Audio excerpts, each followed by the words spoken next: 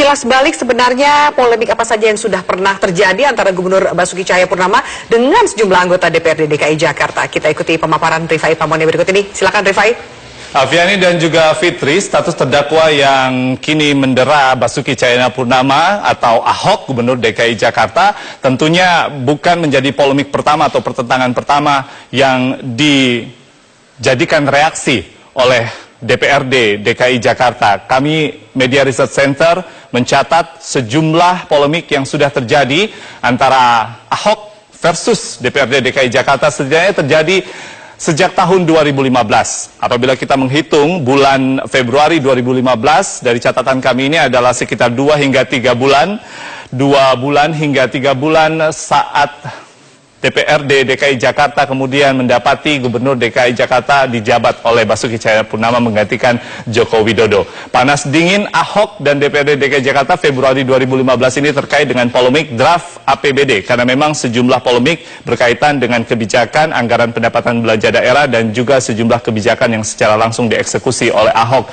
Di 2015 bulan Februari, Ahok menganggap telah menyerahkan APBD versi e-budgeting kepada Kementerian Dalam Negeri, sementara DPRD DKI Jakarta menuding Ahok menyerahkan draft APBD tersebut bukan dari hasil pembahasan atau kesepakatan bersama. Bahkan tidak ada tanda tangan dari Ketua Banggar DPRD DKI Jakarta. Namun permasalahan ini sudah usai sejak APBD perubahan 2015 ditandatangani oleh Ketua DPRD DKI Jakarta pada saat itu.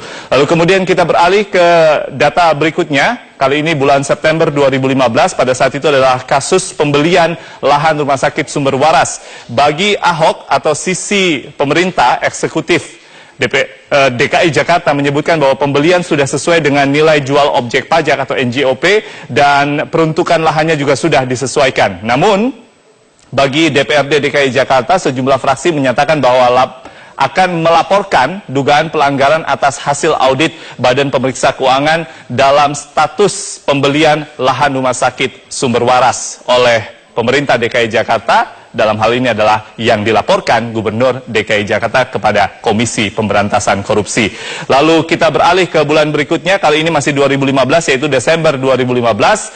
Alokasi belanja tidak langsung dari Rancangan Anggaran Pendapatan Belanja Daerah 2016. Apabila 2015 tadi sudah sempat menimbulkan polemik, 2016 juga demikian. Kali ini dari salah satu komponennya, yaitu alokasi belanja tidak langsung, Ahok menyusun alokasi belanja tidak langsung RAPBD 2016 ini menjadi 24,5 triliun rupiah dari 66 triliun yang disusun dari total APBD 2016. Salah satu fraksi, yaitu fraksi Gerindra, menganggap nilai 24,5 triliun rupiah ini terlalu tinggi karena dianggap harusnya hanya 30% saja alokasi belanja tidak langsung seperti untuk gaji pegawai yang non-pembangunan, istilahnya demikian. Lalu kemudian kita beralih ke bulan berikutnya, kali ini sudah memasuki tahun 2016, yaitu Januari 2016, ada pro kontra pembongkaran kawasan Kalijodo.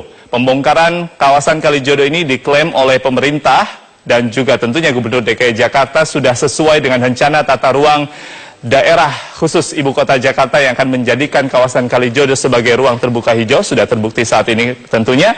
Dan pada saat itu, sebagian anggota DPRD mengecam kebijakan Ahok. Ada beberapa anggota DPRD dari fraksi Gerindra, seperti dari fraksi P3 juga demikian. Lalu yang terakhir tentunya akan saya tunjukkan di tahun 2017 yang baru saja terjadi dan masih menjadi polemik hingga saat ini dan akan segera dibahas bersama dengan Afiani dan Fitri, yaitu polemik status hukum Ahok. Pasca cuti kampanye pilkada kembali menjabat gubernur, dilantik kembali atau disahkan kembali oleh Menteri Dalam Negeri sebelum berketetapan hukum. Jadi masih menunggu ketetapan hukum yang inkrah tentunya.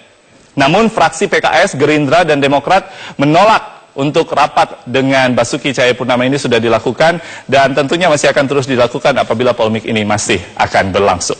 Demikian, Afiani dan juga Fitri.